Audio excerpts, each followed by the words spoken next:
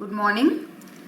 We had already completed part 1, that is lesson 5, 100 dresses, and this is related to your part 2 and lesson number 6. So it's a continuity of our chapter 5. Let's see what does it tell us and how does the story end, which is a real story. Now while the class was circling the room, मतलब कि अब पहले part का तो तुम्हें याद ही होगा, as we had just done a day before, कि किस तरह से पुअर वेंडा की मजाक उड़ाई जाती थी और ज़्यादातर तो पैगी और मेडी ही इस चीज़ के हिस्सेदार थे उसकी मजाक उड़ाने में. Yes, Maddie was not a part of it, but indirectly she became a part of this wrong act, क्योंकि उसने वो हमेशा चुप रहती थी जब भी उसकी बेस्ट फ्रेंड पैगी वेंडा की मजाक उड़ाती, तो उसने कभी रिवोल्ट नहीं किया, वो उसने सब होने दिया इस तरह से. तो indirectly we can say that she was a part of it. तो देखते हैं आगे क्या हो रहा है. अब जिस लड़की को जो कंपटीशन में वो जो फर्स्ट आई थी, जिसने 100 ड्रेसेस के ड्राइंग्स बनाए थे, वो खुद तो एब्सेंट थी उस दिन, 3 दिन से एब्सेंट थी. बट जिस दिन ये अनाउंसमेंट हुई उस दिन, और सारे जो पिक्चर्स लगे हुए थे रूम में, तो सब बच्चे गोल घूम रहे थे उस क्लास के अंदर देखने के लिए, each and every pic by that girl. So well the class was circling the room, मतलब रूम में सर्कल में घूम रहे थे पिक्चर्स देखने. The monitor from principal's office brought Miss Mason a note. अब मिस मेसन उनकी टीचर थी, तो उसके लिए वो एक नोट दे के गई. Miss Mason read it several times. बहुत बार रीड किया, समझने की कोशिश की उसने उस नोट को. Studied it thoughtfully for a while, मतलब उस नोट में क्या लिखा है उससे बहुत डीपली समझने की कोशिश की, क्योंकि सिर्फ रीड करके उसने रिएक्शन नहीं बताया, उसने समझ के बाद में रिएक्शन किया. She clapped her hands after reading it, मतलब अटेंशन लाने के लिए बच्चों का, that come this side and listen what I have to say. Attention class, everybody back to their seat. Now when the shuffling of feet has stop. Shuffling that is, हम कहते हैं ना जैसे आवाज़. अब यहाँ पे sorry for that, here when we this is the true dictionary meaning, to shuffle, to mix up. अब यहाँ पे हम जब कहते हैं when the shuffling of feet had stopped, मतलब बच्चों का आके अपनी बेंच पे बैठना और वो जूतों की आवाज़, उनके पैरों की आवाज़. So here you can take it that way. So when the shuffling of feet has stopped and the room was still and quiet, और जब एकदम शांति हो गई क्लास में, Miss Mason said, I have a letter from Wanda's father that I want to read to you. अब Wanda भी कह सकते हो, वांडा भी कह सकते हो, और it depends upon the pronunciation done in different countries in a different way. Wanda नहीं कहेंगे, right? That's very wrong way. So miss mason ने कहा कि वांडा के फादर एक लेटर देके गए और मुझे रीड करना है तुम लोगों के सामने. So please be quite.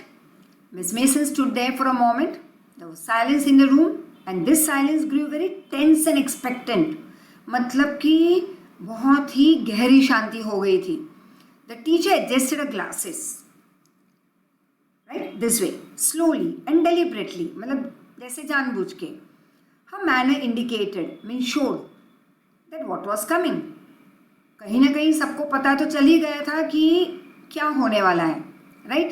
क्योंकि जिस तरह से मिस मेसन की जो मैनरिज्म थी, जिस तरह से वो एकदम स्ट्रिक्टली लेकिन क्वाइटली खड़ी थी वहाँ पे कुछ बताने, वो सबको पता चल गया कि कुछ तो गड़बड़ है.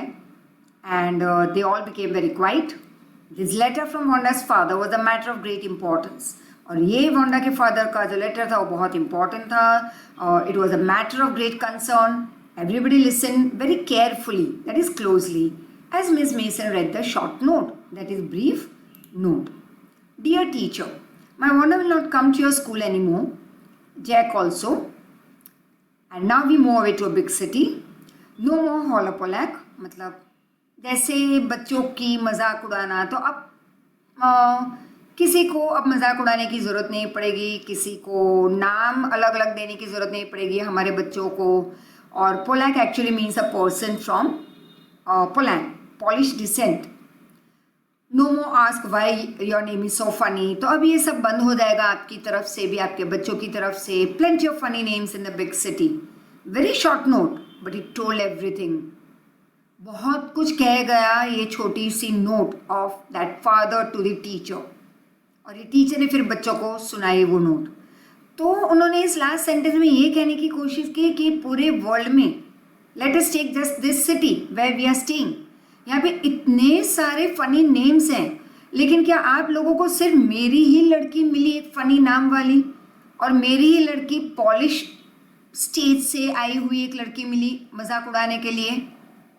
लास्ट में लिखा था योर्स ट्रूली जैन पेट्रॉन्स्की। मतलब यहाँ पे देखो ना कोई कंप्लेन ना कुछ, लेकिन बहुत अच्छे वर्ड्स में कंप्लेन भी हो गई। Directly there was nothing like that your students are doing this and that and all, आके लड़ाई करना स्कूल में, nothing. Very simple, very sweet way, और लोगों को बहुत इफेक्ट कर गई ये नोट, बच्चों को specially. Deep silence meant the reading of this letter. सब शांत।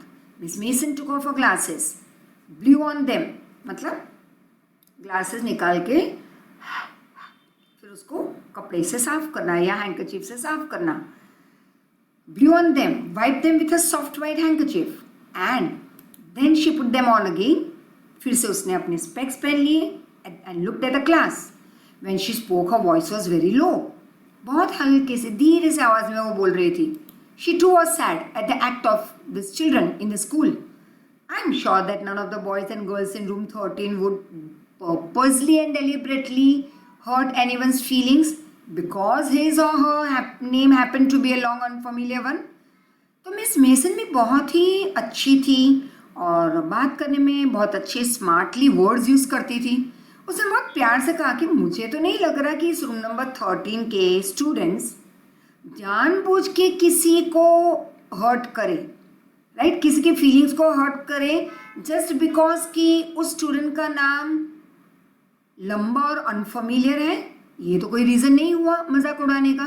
तो मुझे तो नहीं लगता कि मेरे बच्चे काम करें। I prefer to think that what was said in thoughtlessness. और शायद अगर तुम लोगों ने कहा भी हो तो जानबूझ के, पर्पसली, डेलिबरेटली तो नहीं किया होगा। I know that all of you feel the way I do. मुझे तो बहुत ही बुरा लग रहा है और मुझे पता है कि मेरे बच्चों को भी बुरा लग रहा है। That this is very bad unfortunate thing to have happened. और हमारी स्कूल में ऐसा कुछ होना is not good, is very sad, unfortunate, sad, both. And I want you to think on it. अब सोचो, मुझे चाहिए कि तुम सब सोचो इस टॉपिक पे कि किसने इस लड़की की मजाक उड़ाई, क्यों उसकी मजाक उड़ाते रहे, ऐसा क्या हुआ, इतनी मजाक उड़ाई कि उस बच्ची को स्कूल छोड़ना पड़ा और वो लोग इस सिटी को ही छोड़ के जा रहे हैं। The first period was a study period. Maddy try to prepare her lessons but she could not put her mind on her work. अब मैडी बहुत दुखी, वो अपना ध्यान ही नहीं ला पा रही थी पढ़ाई में। She had a very bad dirty feeling in the bottom of a stomach. That is, कभी हम बोलते हैं बॉटम ऑफ अ स्टमक, मतलब खुद में बहुत ही एक इल फीलिंग की। जब हम कोई बहुत एक गलत काम करते हैं, किसी को हर्ट करते हैं ऑन अ लार्ज स्केल, किसी का इंसल्ट हो जाता है हमारी तरफ से, किसी को बहुत बुरी तरह से फीलिंग को हर्ट करना, इमोशनली हर्ट करना, we feel very bad about it later on. Maddy के साथ कुछ ऐसा ही हुआ। She was feeling very bad. True, she had not enjoyed listening to Peggy ask Wanda how many dresses she had in her wardrobe. But she did nothing. She didn't even say anything that time. अब Maddie को लगा कि हाँ, तब मुझे भी बुरा लग रहा था कि क्यों मेरी फ्रेंड पैगी वांडा की मजाक उड़ा रही है। हर बार पूछना, रोज पूछना कि कितने ड्रेसेस हैं तुम्हारे वार्डरोब में, लेकिन क्यों तब मैंने स्ट्रेंथ इकट्ठा करके रिवोल्ट नहीं किया मेरी फ्रेंड का। क्यों? मुझे डर था कि शायद कल मेरा टर्न होगा मजाक उड़ाने का। She had stood by silently. मैं हमेशा चुप रहती। And that was just as bad as what Peggy had done. तो पैगी ने जो गलत काम किया, मैं भी उसकी हिस्सेदार हुई equally. She was a coward. उसने सोचा मैं तो बहुत ही डरपोक हूँ, मैंने कभी क्यों सच्चाई का साथ नहीं दिया। At least Peggy hadn't considered they were being mean. और पैगी ने तो बहुत ही मीन बिहेवियर किया, मतलब बहुत बुरा बिहेवियर किया उसने उस बेचारी वांडा के साथ. But she Maddie had thought they were doing wrong. She could put herself in Wanda's shoes. अब मैडी को पता चल चुका था कि ये सब गलत हो रहा है, पैगी गलत कर रही है, वो खुद भी साथ दे रही है बिना बोले, बिना रिवोल्ट किए. और फिर एक दिन उसने खुद को वांडा की शूज में डाल के देखा, मतलब खुद को वांडा की जगह पे डाल के देखा. तो जब हम किसी की मजाक उड़ाते हैं तो आसपास में लोग हंसते हैं हमें सपोर्ट करने, वाह वाह क्या तुमने डायलॉग मारा, क्या तुमने जोक मारा. लेकिन जिसकी हम मजाक कर रहे हैं और लोग उस पर हंस रहे हैं, just understand the situation of that person जिसकी बहुतों के बीच में मजाक उड़ाई जाती है. That person would feel for days, I would say life long, it would have a very severe impact on that person's personality. So I would say never ever do such act for to anyone. कभी किसी की मजाक मत उड़ाओ, कभी किसी का insult मत करो. It's a very very very negative act. It's a very bad act. It has a very great impact on that opposite person जिसकी मजाक उड़ाई जाती हो पब्लिक में. 3-4 के ग्रुप में भी अगर खड़े और किसी की मजाक उड़ाओ वो भी गलत है. It has equal impact, wrong impact. तो जब मैडी ने खुद को वांडा की जगह पे रख के देखा और सोचा कि अगर मेरे साथ ये होता तो हाउ आई वुड फील. कभी खुद को दूसरों की जगह पे रख के देखो तो पता चलेगा that it would not be acceptable for you. Goodness, wasn't anything she could do? And now she's saying, oh God, क्या मैं अभी कुछ नहीं कर सकती, ये भूल को मैं सुधार नहीं सकती. If only she could tell Wanda she hadn't meant to hurt her feelings. अब तो वांडा चली गई थी. उसे लगा कि काश अगर वांडा होती, अगर मिल जाए और मैं उसको सॉरी कह सकूं कि भाई मेरा इंटेंशन नहीं था ये तुम्हें हर्ट करने का. She turned around and stole a glance at Peggy. फिर उसने ऐसे पीछे देखा पैगी की तरफ, but Peggy didn't look up. लेकिन पैगी तो अपना काम कर रही थी. She seemed to be studying hard. शायद पैगी बहुत पढ़ाई कर रही थी क्योंकि वो स्टडी आर्ट था उनका क्लास में. Well, whether Peggy felt bad or not, she herself had to do something. फिर उसने सोचा ठीक है मेरी फ्रेंड को बुरा लगे या नहीं, I don't know about my friend Peggy कि उसकी सिचुएशन क्या है प्रेजेंट, वो अभी क्या फील कर रही है नोट सुनने के बाद. बट मुझे तो कुछ करना है अपनी तरफ से ताकि जो एक हैवी फीलिंग मुझे जो आ रही है, मुझे एक जो बैड फीलिंग आ रही है, that I want to be out of. I want to feel good now. तो किसी की माफ़ी मांग लो तो सामने वाला माफ़ कर दे तुम्हें, you feel good then, relaxed. She had to go and find Wanda Petronski. Maybe she had not yet moved away. शायद अभी भी वो घर में ही है, शायद कल जाए सुबह तो मैं बहुत ही स्पीड में जाऊँ और उसके घर पर मिल लूँ उसे और सॉरी कह दूँ. May be Peggy would climb the Heights with her. और शायद बॉगिन हाइट्स जहाँ पे शायद पैगी जैसी फैमिली के बच्चे कभी ना जाएं, गरीबों की बस्ती में. तो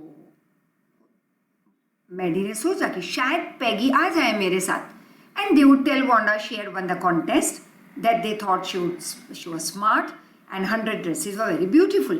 तो उन्होंने सोचा चलो जाके इतनी बात करते हैं वांडा से कि तुम्हारे तो 100 ड्रेसेस जीत गए, कॉन्टेस्ट तुम्हारे नाम हुआ, तुम जीत गई ये कॉन्टेस्ट और तुम्हारे सारे ड्रेसेस बहुत ब्यूटीफुल थे. So let's go and talk to her. When school was over, that is dismissed in afternoon, Peggy said with pretended casualness. और पैगी ने बहुत ही नॉर्मली कहा, hey, let's go and see if that kid has left the town or not. अब देखो पैगी को भी बुरा लग रहा था, लेकिन पैगी को ये बताना नहीं था कि भाई मैंने जो किया वो गलत है. ठीक है, that sometime that ego comes in you. तो फिर उसने बहुत ही नॉर्मल वे कहा कि चलो मैडम जाके देखते हैं शायद वांडा है या नहीं टाउन में. So Peggy had the same idea. अब मैडी खुश हो गई, she glowed, she was happy. Wow, my friend also had the same idea that I had. Peg was really all right. The two girls hurried out of the building. मतलब school से बाहर आए. They went up the street towards Boggins Heights, part of the town that wore such a forbidding air. That is very unpleasant air. वहाँ की आबो हवा कुछ अच्छी नहीं थी, अच्छी नहीं लग रही थी और हवा भी कुछ अच्छी नहीं थी. As it was November afternoon. Drizzly मतलब हल्की सी बारिश, damp, wet and sad. that is dismal. Well, at least, Peggy said gruffly, that is roughly. I never did call her a foreigner or make fun of her name. अब खुद की भूल छुपाने के लिए उसने बहुत रफली कहा, ठीक है, एटलीस्ट मैंने उसको फॉरेनर तो नहीं कहा, मैंने उसके नाम की मजाक तो नहीं उड़ाई. I never thought she had the sense to know we were making fun of her anyway. मुझे तो नहीं लगता कि उसमें इतनी भी अक्ल नहीं थी कि हम तो सिर्फ छोटी मोटी एज फ्रेंड्स मजाक कर रहे थे. I thought she was too dumb. अब पैगी कहती है कि मुझे तो नहीं लगा कि लड़की को पता भी चलेगा कि भाई हम उसकी मजाक उड़ा रहे हैं. हम तो सिर्फ एक it was I thought she was just a dumb girl and just see how she can draw. My God, ये तो बहुत ही स्मार्ट लड़की निकली. तो once again the starting of that 5th chapter. How do you जज the people? कपड़ों से, लुक से, स्मार्टनेस से, कैसे, या उसकी डम होने पे. तो ये लड़की जो डम दिखती थी वो स्मार्ट थी. Smart not only in understanding कि लोग उसकी मजाक उड़ा रहे हैं, smart in drawing, smart in maybe many more things. Maddie could say nothing. Maddie तो चुप रही. All she hope was that they would find Wanda. अब वो सिर्फ यही होप रख रही थी that O God please Wanda मिल जाए हमें और उसने टाउन ना छोड़ा हो. She wanted to tell her that they were sorry that they had picked on her. उसे सिर्फ जाके ये कहना था that we are very sorry and how wonderful the whole school thought she was and please not to move away and everybody would be nice to you. उसे जाके sorry कह के इतना ही कहना था मैडी को to Wanda that Wanda please don't leave the town. देखो school कितनी अच्छी है, सब बच्चे तुम्हें प्यार करते हैं, सब बच्चे मानते हैं कि तुम बहुत ही अच्छी हो, स्मार्ट हो, तुम्हारा ड्राइंग बहुत अच्छा है. We are really sorry. She and Peggy would fight anybody who was not nice. और डोंट वरी, अब से कोई भी तुम्हारी मजाक उड़ाएगा, मैं और पैगी तुम्हें सपोर्ट करेंगे, हम तुम्हें बचाएंगे उनसे. The two girls started walking very hurriedly. They hope to get to the top of the hill before dark. कि अंधेरा हो जाए उसके पहले उसे मिलना है हमें वांडा को. I think that's where Petrons kids live, said Maddie, pointing to a little white house. Wisp of old grass, मतलब pieces of old grass stuck up here and there along the pathway like thin kittens, जैसे बिल्लियों की तरह. छोटे मोटे यहाँ पे बिल्ली के बच्चे की तरह छोटे मोटे घास के पीसेस भी पड़े हुए थे रास्ते पे. और मैडी ने पॉइंट आउट करते हुए बताया कि शायद वो छोटा सा सफ़ेद कलर का घर वांडा का ही होगा.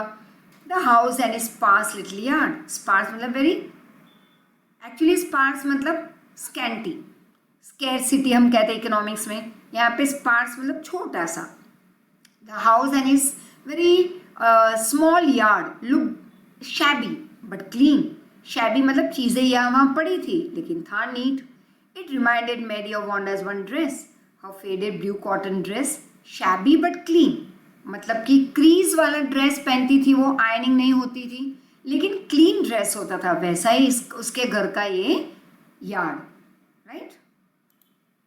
There was not a sign of life about the house. अब यहाँ पे तो साइन ऑफ लाइफ मतलब यहाँ पे तो पता ही नहीं चल रहा था कि कोई रहता है. कोई आवाज़ नहीं, कुछ नहीं. Then they knock formally on the door but there was no answer. Peggy ने जाके नॉक किया जोरों से ऑन द डोर लेकिन कोई जवाब नहीं. She and Maddie went around to the backyard and knocked there. पीछे के दरवाजे की तरफ गए, फिर भी कोई आवाज़ नहीं. There was no doubt about it. अब पता चल गया, कोई डाउट नहीं रहा कि पेट्रॉन्स kid had left the town. How could they ever make amends? मतलब अब हम कैसे हमारी भूल सुधारेंगे, कैसे सॉरी कहेंगे. They turned slowly and made their way back down the hill. Slowly, slowly वो नीचे आ गए. Well, anyway, Peggy said, she is gone now. So what can we do? हमने तो कोशिश की जाके सॉरी कहने की लेकिन अभी हम कुछ नहीं कर पाएंगे. Besides, when I was asking her about her dresses, she probably was getting good ideas for a drawing. अब देखो, खुद की भूल छुपाने के लिए, खुद का दर्द भी छुपाने के लिए पैगी कह रही थी कि ठीक है हमने तो कोशिश की उसके घर तक जाने की, अब वो नहीं है, हम क्या करें. सेकेंड, जितनी बार मैंने उसके ड्रेस के बारे में पूछा, इट मीन्स कि उस गर्ल को हर बार आइडिया मैं दे रही थी नया ड्रेस बनाने की. She might not even have won the contest otherwise. Just look at the attitude of this Peggy. वो कहती है कि अगर मैं इतने सवाल नहीं पूछती 100 ड्रेसेस के बारे में तो शायद वो लड़की घर पे जाके नई आइडिया मेरी ओर से मिलती भी नहीं, वो नए ड्रेसेस नहीं ड्रॉ करती और शायद वो इस कॉन्टेस्ट को जीतती भी नहीं. मतलब जो हुआ मेरी वजह से हुआ, right. This is just to hide her bad feeling. Maddie turned this idea carefully over in her head. For if there were anything in it, she would not have to feel so badly. But that night she could not get to sleep. Maddy ने भी कोशिश की, ठीक है मैं भी इस सोच को दिमाग से निकाल दूं, लेकिन वो नहीं सो पाई उस रात. She thought about Wanda and her faded blue dress and the little white house she lived in, and she thought of that beautiful picture, those 100 dresses made, all lined up in the classroom for competition. At last, Maddie sat up in bed and pressed her forehead. ऐसे sir पकड़ लिया क्योंकि वो सो नहीं पा रही थी, इतनी सोच आ रही थी दिमाग में. At last she sat up in her bed, pressed her forehead. फिर ऐसे किया जोर से, सर पकड़ लिया and really thought, सोचने लगी. This was the hardest thinking she had ever done. आज तक कभी इतना सोचा नहीं. पहली बार वो कुछ सोच रही थी. After a long time, she reached to an important decision. यहाँ पे conclusion you can say. She was never going to now stand by and say nothing again. अब वो कभी भी अपनी फ्रेंड पैगी का साथ नहीं देगी और कभी भी चुप नहीं रहेगी. अगर रिवोल्ट करना पड़े किसी को बचाने के लिए, किसी का इंसल्ट हो रहा है, तो वो पैगी के अगेंस्ट खड़ी रह जाएगी और सामने वाले को सपोर्ट करेगी. If she ever heard anybody picking on someone मतलब किसी की मजाक उड़ाई जा रही हो स्कूल में, because they were funny looking और because they are strange names, she would speak up. तो वो खड़ी रह जाएगी उसको फाइट करने के लिए, उसे बचाने के लिए. Even if it meant losing Peggy's friendship, अगर ऐसे करने पे उसकी पैगी की फ्रेंडशिप टूट भी जाए, शी वुड नॉट माइंड. ये डिसीजन लिया उसने रात को. She had no way of making things right with Wanda. अब ऐसा तो कोई अभी उपाय बचा ही नहीं क्योंकि वांडा चली गई थी, तो अब वो कुछ नहीं कर सकती. बट एटलीस्ट आज से वो किसी और के साथ ये नहीं होने देगी. But from now on she would never make anybody else that unhappy again. अब कोई भी दुखी हो स्कूल में, वो अब मैडी को मंजूर नहीं. On Saturday, Maddie spent the afternoon with Peggy. They were writing a letter to Wanda Petronsky. It was just a friendly letter telling about the contest, telling Wanda she had won. फिर Saturday को दोनों ने साथ में बिताया, Maddie और पैगी ने Saturday afternoon. फिर वो लोग वांडा के लिए एक लेटर लिखने लगे, फ्रेंडली लेटर, और बताया कि देखो कैसे तुम जीती इस पर्टिकुलर कॉन्टेस्ट को. They told her how pretty her drawings were and they asked her if she liked where she was living. और फिर ये भी पूछा कि एक तो तुम्हारे ड्रेसेस बहुत अच्छे थे, 100 ड्रेसेस वाली ड्राइंग, और तुम कहाँ रहती हो, अगर हो सके तो हमें बता दो. And if she like her new teacher, और क्या नई जगह पे तुम सेट हो गई हो, तुम्हें नई टीचर पसंद है वहाँ पे. They had meant to say they were sorry, but it ended up with their just writing a friendly letter. Last में उनको सॉरी भी कहना था, लेकिन देखो सॉरी नहीं कहा, फ्रेंडली वे एंड कर लिया लेटर को. The kind they would have written to any good friend, जैसे किसी और को एक फ्रेंडली लेटर लिखते वैसे यहाँ पे लिख लिया. And they signed it with lots of x's for love, और अपना प्यार बताया वहाँ पे लिख के by signing it. They mail the letter to Boggins Heights writing please forward on the envelope. अब एड्रेस तो पता नहीं था कहाँ पे लोग शिफ्ट हुए, तो उन्होंने वहाँ पे लेटर पे लिख लिया था कि please forward it to Wanda, और लेकिन उसके घर का एड्रेस वहाँ पे छोड़ दिया बॉगिंग हाइट्स पे. Days passed, no answer to the letter. तो लेटर भी नहीं आया वापस. Letter did not come back. So maybe Wanda had received it. Perhaps she was so hurt and angry that she would not answer. You could not blame her. अब बहुत दिन से वो लेटर वापस नहीं आया. अगर वो लेटर वहाँ पे किसी को नहीं मिला होता तो शायद रिटर्न हो जाता. This is system. लेकिन वापस नहीं आया मतलब कि वो पहुँच गया है जगह पे. और वांडा ने इसलिए शायद जवाब नहीं दिया कि उसने रिसीव तो किया है, बट शायद उसको इतना इंसल्टेड फील हुआ था स्कूल में जब वो आती थी, मजाक उड़ाई जाती थी उसकी, वो गुस्से में थी शायद कि उसने जवाब नहीं दिया. अब उसको भी तो हम ब्लेम नहीं कर सकते क्योंकि उसके साथ गलत ही हुआ था स्कूल में. बहुत वीक्स पास हो गए. Wanda didn't answer. Peggy had begun to forget the whole business. पैगी भी अब काफ़ी कुछ भूल चुकी थी. Maddie put herself to sleep at night making speeches about Wanda, defending her, that is supporting her from or protecting her from great crowds of girls who are trying to tease her with. अब Maddie बेचारी रोज़ रात को uneasy feeling, सो नहीं पा रही थी. कई बार ऐसे ही बस लेटे लेटे या कभी बैठ के रात को दिमाग में स्पीच रेडी करती कि अगर उस समय मैं शायद उसको ऐसे बोल के प्रोटेक्ट कर सकती थी या कुछ मैं ये बोल के उसको प्रोटेक्ट कर लेती, but now it's of no use. ये तो सिर्फ दिमाग के डायलॉग्स प्रिपेयर करती थी वो। How many dresses have you got? And before Wanda would press her lips together in a tight line, the way she did before answering, Maddie would cry out, "Stop everyone! मत मजाक उड़ाओ इस लड़की का." Then everybody would feel ashamed the way she used to feel. मतलब ये तो सिर्फ ये उसके दिमाग की सोच है कि शायद मैं ये कर पाती, but sorry, time has passed away, time has gone. Now it was Christmas time and there was snow on the ground. Christmas bells and a small tree decorated the classroom. On the last day of school before the holidays, teacher showed the class a letter she had received that morning. You remember Wanda, the gifted little artist who won the drawing contest? Well, she has written me and I am glad to know where she lives. Because now I can send her medal. I want to read her letter to you.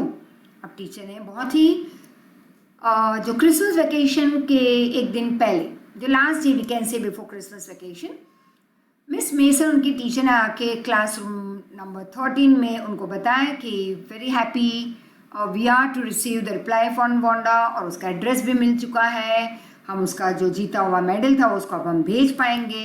और उसने एक छोटा सा mini, एक बहुत ही short note भेजा है, let's read. The class sat up with a sudden interest and listen intently, मतलब बहुत ही ध्यान से, attentively. Dear Miss Mason, how are you in room 13? Please tell the girls they can keep those 100 dresses because in my new house I have 100 new ones all lined up in my wardrobe. I would like that girl Peggy to have the drawing of green dress with red trimming. Once again remember, trimming मतलब dresses को, किसी का पहना हुआ dress अगर किसी गरीब को या ज़रूरतमंद को जब दे देते हैं तो कैसे मैडी की मम्मी पेगी का पहना हुआ ड्रेस मैडी को मिलता और मैडी की मम्मी उसको ट्रिम करती, मतलब डेकोरेट करती अलग तरह से, काट कूट के कुछ नया लेस लगाना ताकि किसी को पता ही नहीं चले कि ये कौन सा ड्रेस था। तो वैसे उसने कहा कि पेगी को मैं कौन सा ड्रेस देना चाहूँगी, मतलब drawing with that green dress with red trimming and a friend Maddy to have the blue one. For Christmas I miss the school and my new teacher does not equalize with you. हाँ, मेरी नई जगह की, नई school की नई teacher miss mason आप जैसी नहीं हैं, आपके जैसी हो ही नहीं सकती, आप तो बहुत ही अच्छे हो। Merry Christmas to all, that is to you and everybody, yours truly Wanda. And yes, on the way home from school Maddy and Peggy held their drawings very carefully. दोनों को जब वो लेके निकले थे एक एक ड्रेस, मतलब drawing. All the houses had reds and holly in the windows. सब लोग खुश थे, सबके यहाँ कुछ ना कुछ डेकोरेशन हुआ था क्योंकि कल से Christmas, like it was starting that festival of Christians. Outside the grocery store, hundreds of Christmas trees were stacked. एक के ऊपर एक के ऊपर एक बहुत सारे क्रिसमस ट्रीज रखे हुए थे। लोग आके खरीदते हैं, फिर अपने घर में लगाते हैं, डेकोरेशन होती है उस पर। फिर विंडोज़ पे भी काफ़ी थे, candy, peppermint sticks and cornucopias, that is decorative containers थे दुकानों में लगे हुए। Of shiny transparent paper was strung. The air smell like Christmas, हवा में जैसे क्रिसमस की सुगंध आ रही थी, मतलब एक feeling, a good feeling of festival. And light shining everywhere reflected different colours on the snow. तो हर जगह पे लाइट्स एंड ऑल, कुछ बहुत अलग फीलिंग, दिवाली वाली फीलिंग हमें जैसे आती है। लाइट्स एंड मिठाई की दुकान में कलरफुल डिब्बे और बहुत सारी कलरफुल लाइट्स हर जगह पे। Boy said Peggy, that is, हम कहते ना ओ गॉड या O boy, this show she really likes us. इसका मतलब ये हुआ कि वांडा ने हमें माफ़ कर दिया, हम उसे पसंद हैं। It shows she got a letter and this is a way of saying that everything is fine and that's that. चलो अब भूल जाओ, दैट्स दैट मतलब बात खत्म, एवरीथिंग इज ओके नाउ। और उसने हमारे लेटर का जवाब दिया, मतलब everything is fine, she has forgiven us. I hope so, said Mary sadly. She felt sad because she knew she would never see that little tight-lipped Polish girl again, and she could not ever really make things right between them. Mary को इसलिए ज़्यादा बुरा लग रहा था, पैगी ने तो बोल दिया ठीक है अब सब कुछ ओके, मेरी को सैड फीलिंग आ रही थी कि मैं कभी उसे नहीं मिलूंगी, इस लड़की को कभी फेस टू फेस सॉरी नहीं कह पाऊंगी, सब कुछ ठीक नहीं कर पाऊंगी जो हमारे बीच हुआ था गलत। She went home and she pinned her drawing over the torn place in the pink flowered wallpaper. और उसने अपने pink flowered wallpaper in the bedroom पे वॉल पे एक उसने वो ड्राइंग लगा दिया। Shabby room came alive from the brilliancy of the colours. अब रूम उसका ठीक ठाक था, या वहाँ चीज़ें पड़ी थी, वो भी गरीब थी, और लेकिन जैसे उसने वो कलरफुल ब्रिलियंट कलर का जो ड्राइंग लगाया अपनी दीवार पे, तो रूम एकदम लाइवली बन गया। She stood by and said nothing, but Wanda had been nice to her anyway. हर बार उसने पेगी का साथ दिया, कभी उसने वांडा को सपोर्ट नहीं किया था, फिर भी देखो वांडा कितनी अच्छी थी, उसने उसके लिए एक स्पेशल ड्राइंग बनाया था। Tears came to her eyes, blurred मतलब आंखों में आंसू आ जाना, and she looked, that is gazed for a long time at that picture of Wanda. Then hastily she rubbed the eyes, studied it clearly, intently. फिर उसे ध्यान से देखा आंखें पोंछ के। The colors in the dress were so different. She had hardly noticed the face and head of the drawing. उसने तो बारीकी से देखा ही नहीं इस ड्राइंग को, but it looked like her. That is Maddie. अरे ये ड्राइंग तो मेरे जैसा दिख रहा है। It really looked like her own mouth. Why? It really looked her own self. ये तो exactly मैं हूँ। Wanda had really drawn this for her. It means actually Wanda ने ये ड्राइंग जब बनाई थी तो मुझे ध्यान में रख के बनाई थी। Excitedly she ran to Peggy's house. Peg, let me see your picture. And Peggy was least bothered. उसने इतने ध्यान से नहीं देखा था अब तक अपने गिफ्ट को। What's the matter? As they clattered up to her room where Wanda's drawing was lying face down on the bed. अब वांडा का दिया हुआ ड्राइंग पेगी के बेड पे से उल्टा पड़ा था। She hardly it mattered to her. Maddie carefully raised it. अब मैंने carefully उसे उठाया। Look, she drew you. That's you. देखो उसने तुम्हारी पिक्चर ड्रॉ की है। She exclaimed. The head, the face of this picture looked like Peggy. And exactly, it looked like Peggy. What did I say? She must have really liked us anyway. और Peggy ने कहा देखा देखा, actual में तो हम दोनों से बहुत पसंद थे, तो भूल जाओ सारी बात को, सब ठीक है, don't feel bad about it. Yes, she must have, agreed Maddie, and she blinked away the tears that came every time she thought of Wanda, standing alone in the sunny spot in the schoolyard, looking stolidly over at the group of laughing girls after she had walked off, after she had said, sure, 100 of them all lined up. अब Maddie ने इस बार आंसू पोंछ दिए। हर बार जो उसके आंख में आंसू आ जाते, ये याद करके कि हमने कैसे इंसल्ट किया था हर बार वांडा का। हर बार वो लड़की बेचारी स्कूल यार्ड में खड़ी रह के बस नीचे देखती हुई इतना ही कहती, yes 100 of them all lined up it my closet. But अब मैडी को लगा कि हाँ हम पसंद थे उसे, इसलिए हमारे लिए हमारा फेस वाला एक पिक बनाया उसने, ड्राइंग बनाई थी। और फिर उस दिन से कभी मैडी को एक बुरी फीलिंग नहीं आई कि हमने गलत किया था। हाँ गलत किया था उसे पता था, लेकिन हर बार उसकी आंख में आंसू आ जाना वांडा को याद करके, वहाँ पे एक स्टॉप आ गया। Now onward she was happy and she was strong with the thought कि अब से मैं कभी ये नहीं होने दूंगी कि किसी की भी मजाक की जाए। I always support the children who are weak, और जिसका इंसल्ट अगर हो रहा है क्लास में ग्रुप में तो I will go and protect them. So this was once again a real story, and let us also see to it कि हम कभी बहुत ही स्मार्ट हीरो हीरोइन ना बने, ऐसे ग्रुप लीडर बनो लेकिन अच्छे के लिए। कहीं पे भी once again when the school will start, and yes let's pray once again for that, pray daily कि एक नॉर्मल सिचुएशन आ जाए होल वर्ल्ड में। भगवान के पास मांगो ये कि God bless the world, bless the planet earth, सब कुछ ठीक हो जाए पहले की तरह, बहुत अच्छा हो जाए, normal situation, everything so very good in everybody's life, happiness everywhere on the planet for all, and healthiness of course for everyone. तब वंस अगेन जब हम स्कूल जाना शुरू करें तो ये देखना कि कभी किसी की मजाक हम ना उड़ाएं, राइट। और अगर कहीं पे स्कूल में कुछ गलत हो रहा है तो हम जाके उन बच्चों को प्रोटेक्ट करेंगे. Clear? So there is always something or the other to learn from the chapter whenever we are moving ahead. Any chapter, जब भी हम कोई भी चैप्टर रीड करते हैं तो कहीं ना कहीं वो टाइम पास के लिए नहीं देते हैं हमें. It's just not a story in your English literature. Always it has something to do, something to learn from it, right? So thank you once again. Thank you so much. Take care of yourself and your family. Be happy, be safe. Thank you once again. Thank you.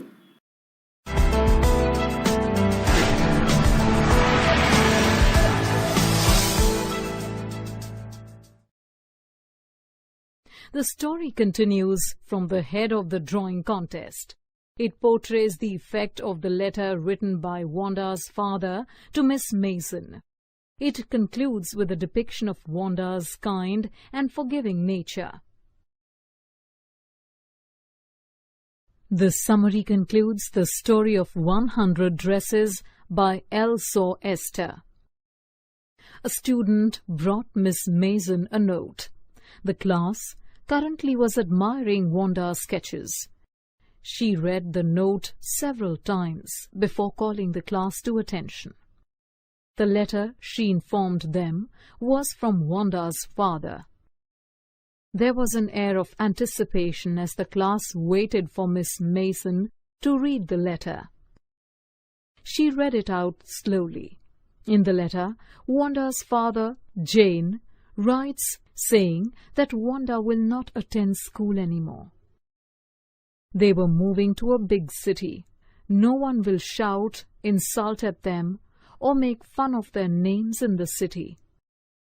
Miss Mason sternly hoped that no one in her class hurt Wanda in the manner described by her father. Then she asked the class to reflect on this unfortunate event. After hearing Miss Mason's announcement, Maddie could not concentrate on her lessons.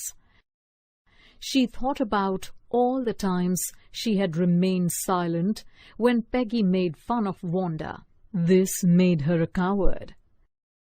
Maddie decided to find Wanda and make amends. On meeting Wanda, she would congratulate her on winning the contest and then compliment her on the drawings. After school, Peggy suggested they go visit Wanda up at Boggins Heights. Boggins Heights looked quite forbidding in the gloomy, damp November afternoon. As they walked, Peggy told Maddie that at least she hadn't called Wanda a foreigner or made fun of her name. Maddie did not reply. She only hoped to find Wanda and make amends. The Petronskis lived in a little white house. The house looked poor, but it was clean. It also looked empty. The house, Maddie thought, looked like Wanda's dress, old but clean. Peggy and Maddie knocked on the front and back door, but there was no answer. The Petronskis had clearly left for the city. Maddie was deeply affected by Wanda's departure. She thought about all the times she had not stood up for Wanda. On Saturday, Peggy and Maddie wrote a friendly letter to Wanda. They did not receive any reply for quite some time. Peggy started to forget the incident, but poor Maddie felt guilty that she could not make things right with Wanda. She dreamed of standing up to everyone at school, telling them off for teasing Wanda. Then on the last day of school, Miss Mason told the class that she had received a letter from Wanda. In the letter, Wanda asks the teacher to let the girls keep the dresses since she has new ones in her closet now. She asks Miss Mason to give the drawings of the red and blue dresses to Peggy and Maddie. She concludes the letter with wishing everyone Merry Christmas. Peggy is satisfied with the letter, but Maddie is not. She feels that she would never be able to make things right with Wanda. Once home, she pins the drawing to the wall. The drawing covered the torn wallpaper and made her bedroom come alive with vibrant colors. As she admired the drawing, she suddenly noticed that the girl wearing the dress resembled her. She ran over to Peggy's house and asked for the drawing Wanda made for Peggy. Excitedly, she pointed out to Peggy that the girl in the drawing had Peggy's face. By depicting the girls' faces in her drawings, Wanda clearly shows her affection for the girls in her class even after being made fun by them.